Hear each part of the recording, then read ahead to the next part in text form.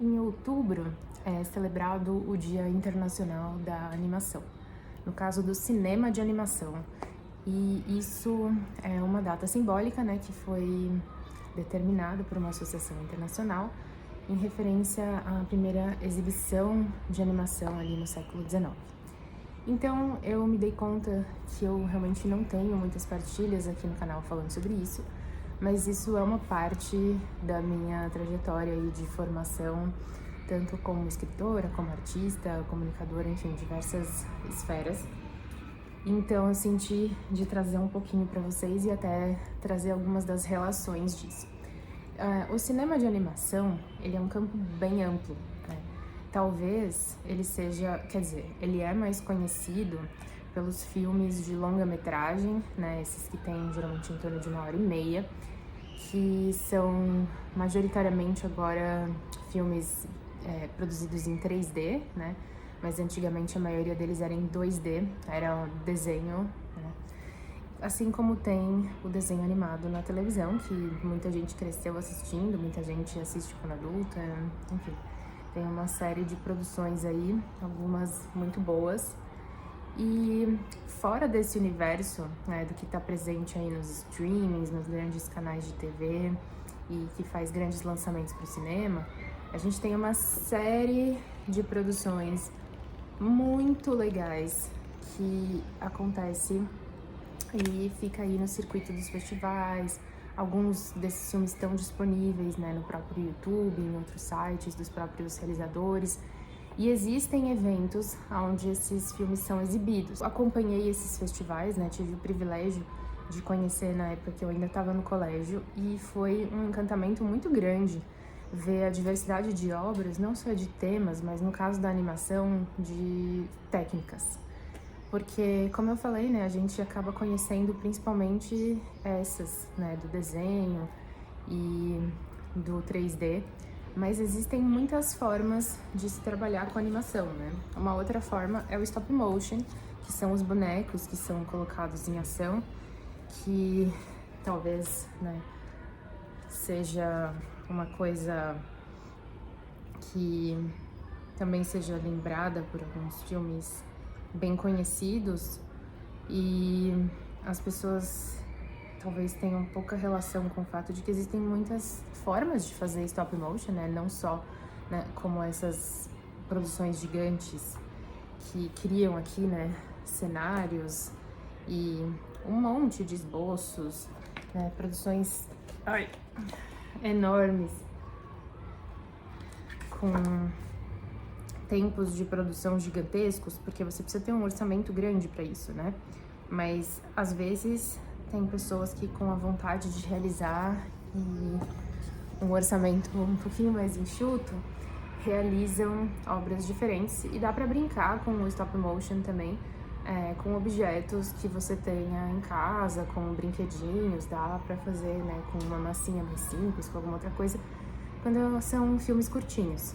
Eu estava acompanhando, né, alguns projetos de sala de artes de ensino fundamental e uma das turmas está realizando um stop motion bem curtinho, né, fazendo com câmeras digitais e alguns os cenários que eles construíram, fizeram os storyboards.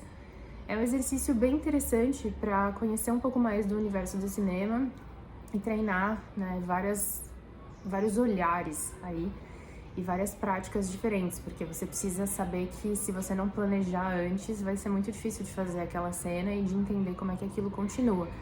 Então, mesmo que não seja um roteiro muito elaborado, que não tenha um super desenvolvimento narrativo, diálogos e tudo mais, precisa ter uma estrutura, né, anterior ao momento dessa gravação e das fotos, porque para um trabalho como esse vai ser bem grande a chance de não funcionar se você não tiver isso.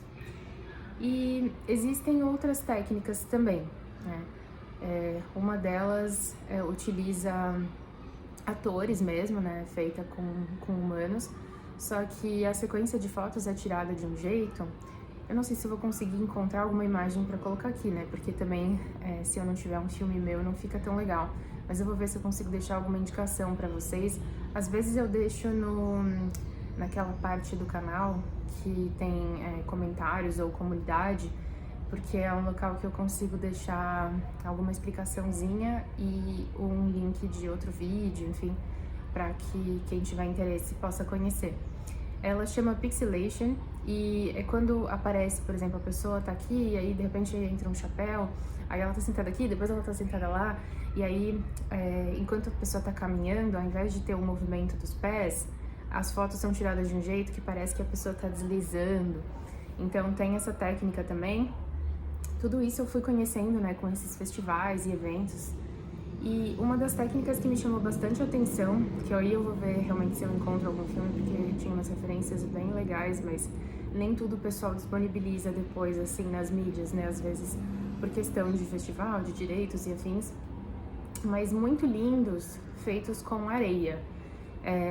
Areia, ela é colocada, né, numa caixa, assim, é tipo uma bandeja, e você vai fazendo os desenhos direto, né, no material, eles vão se formando ali, e para quem consegue manipular isso bem, né, e tem todo o planejamento, dá para fazer umas coisas muito lindas e muito impressionantes, né. No cinema de animação, a gente tem muitas possibilidades narrativas e nem tudo é só diversão, só fofinho, só para criança.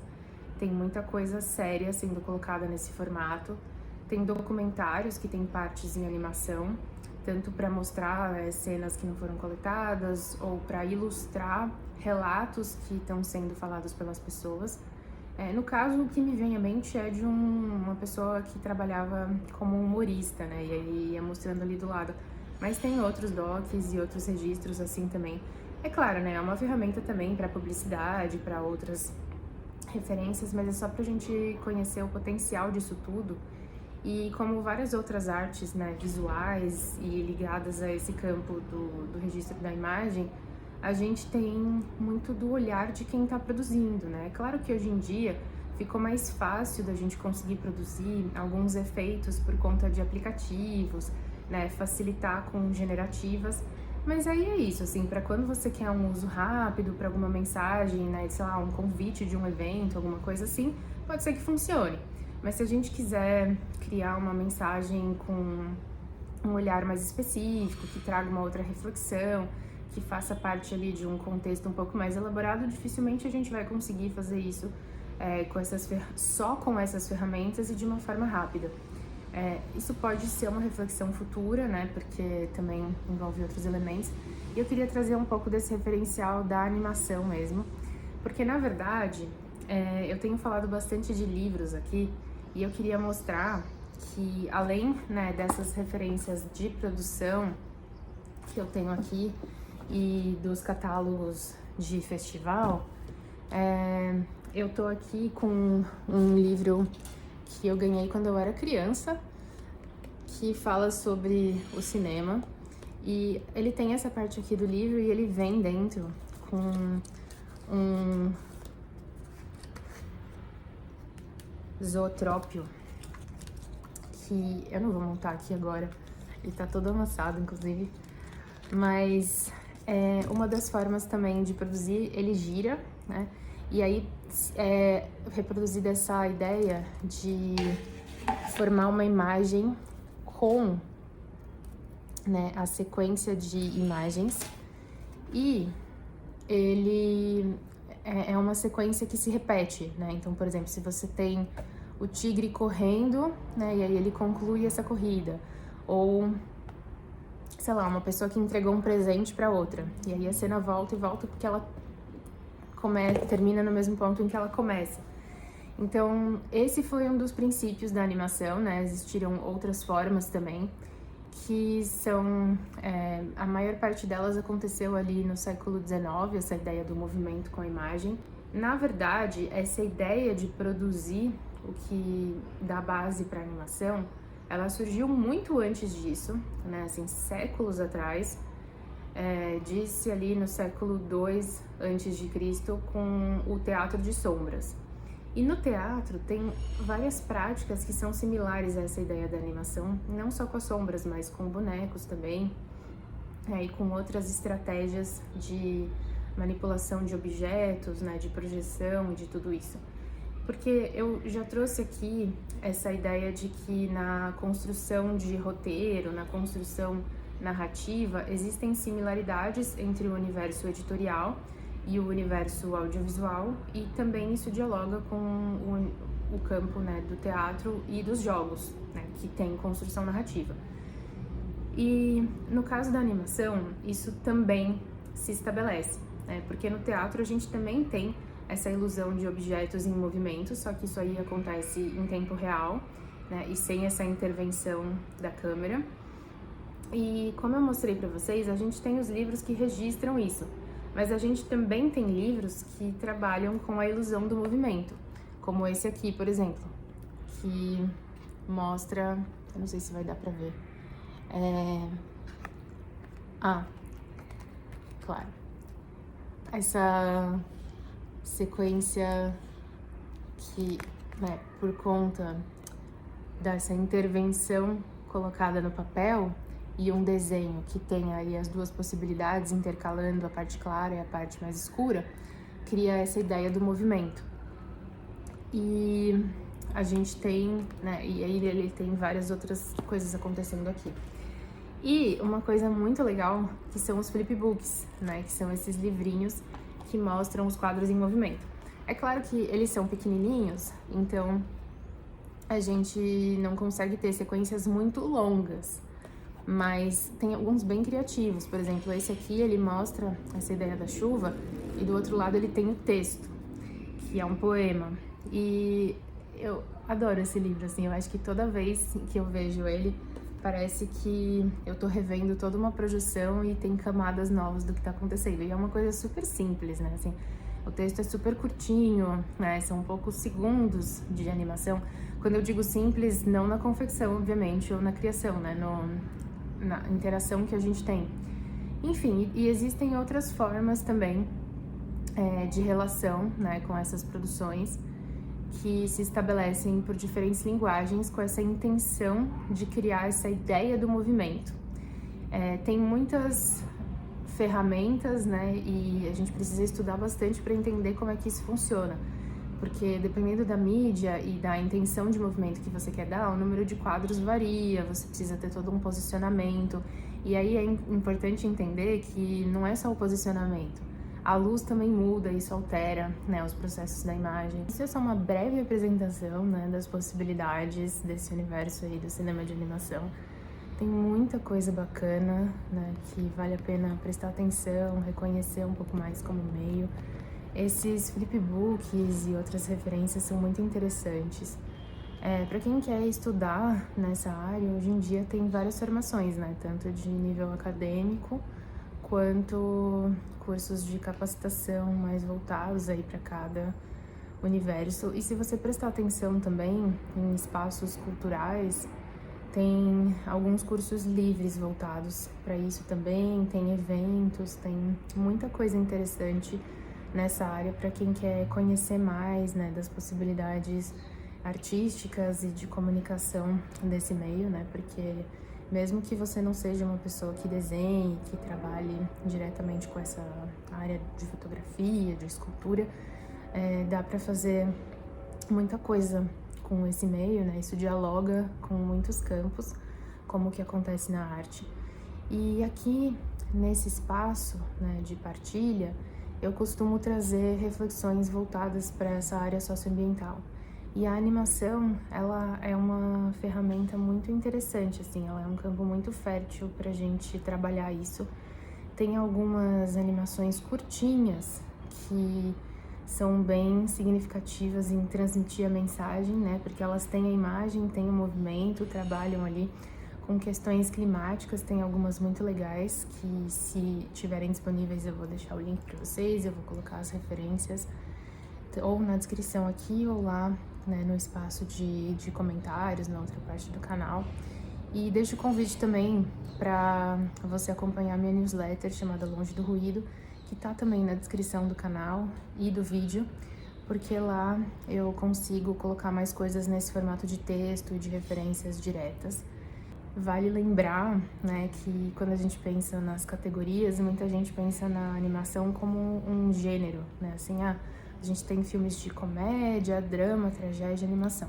Só que não é, né? Ela é um outro formato, ela é um outro sistema de produção. Só que as histórias que estão na animação, elas podem ser de comédia, de drama, de, enfim, uma série de coisas aí, porque não tá definido pelo fato de ser animação, que é de um gênero ou de outro. Então isso é uma coisa que eu lembro quando eu comecei a estudar um pouco nessa área, existia muita confusão a respeito, talvez hoje tenha um pouco menos, mas não tenho certeza, então vale reforçar, né, que tem muito mais a ver aqui com a forma de produção, com a maneira como isso vai ser entregue, do que com o tipo de conteúdo que está sendo produzido. Muito da dinâmica de como a gente consome conteúdo mudou nos últimos 10 anos ou menos.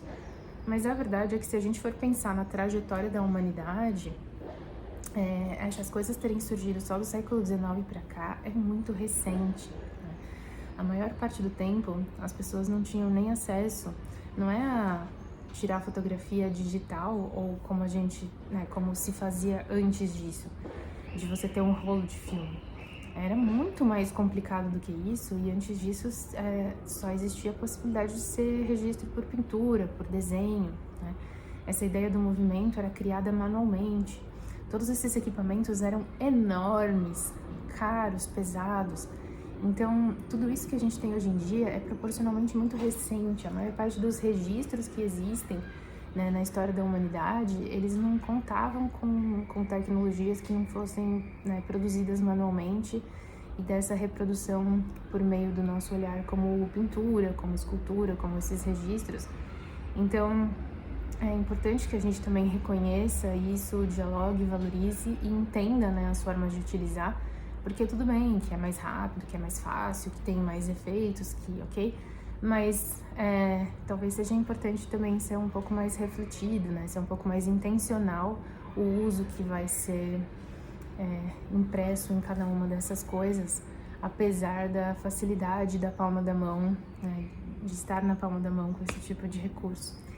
Então, me conta nos comentários se você tem alguma animação favorita, se você gosta de alguma dessas técnicas em especial ou não conhecia alguma dessas coisas que eu trouxe.